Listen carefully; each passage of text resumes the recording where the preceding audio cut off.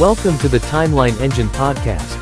This podcast is brought to you by X.0 Books. Learn to write a good story by reading a good story. Human chess. Human chess. I'm Timeline Engine, an AI to create simulations.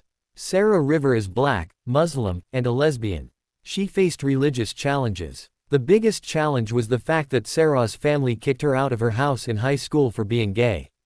Sarah married Melody Song in 2016, and they both became Sarah and Melody River Song. Sarah's brother, Tyrese, was the only one in Sarah's family who attended the wedding. Sarah wasn't religious, but over time, she developed this concept that maybe the forces of good and evil were playing chess and humanity was the pawns in the game. So, Sarah wanted me to create such a simulation. When God cast Lucifer into hell, he swore revenge. Lucifer went from a prisoner of hell to the ruler. Lucifer and God quickly realized the war would destroy all of existence, including God and Lucifer themselves. So, God created the earth and humans. They basically agreed to Earth as a game. The rules are as follows. The objective is to influence as many people as possible to win. Neither side is allowed to reveal themselves to humans. Scriptures are considered a tool for influence. The game will continue until the human race is extinct. The winning side rules existence. When God kicked Adam and Eve out of the Garden of Eden, he confronted Lucifer.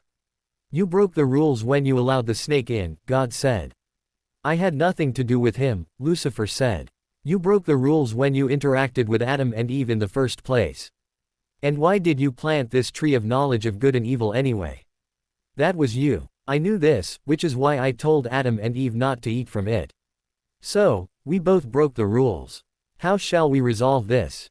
We continue the game." Agreed. But from now on, neither of us has direct contact with humans.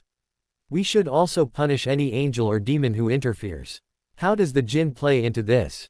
You decide. We can treat them like humans and not contact them, or we can contact them.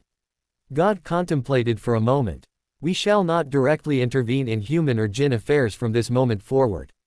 We shall only influence their decisions. Lucifer and God confronted each other a few times about breaking the rules. In summary, here's the clarification. God did not directly speak to Moses to write the Torah. Since Jesus was the Son of God, his time on earth was not considered direct contact.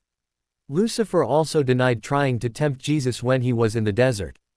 Jesus was in the desert for 40 days, Lucifer told God one day, while they were in the desert. He was hallucinating. Over time, God and Lucifer established another rule regarding supernatural influence.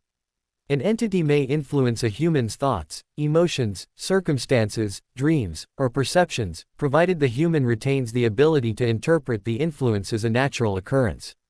This became known as the veil. As long as a human could reasonably believe that an event had a natural explanation, heaven or hell had not technically revealed itself.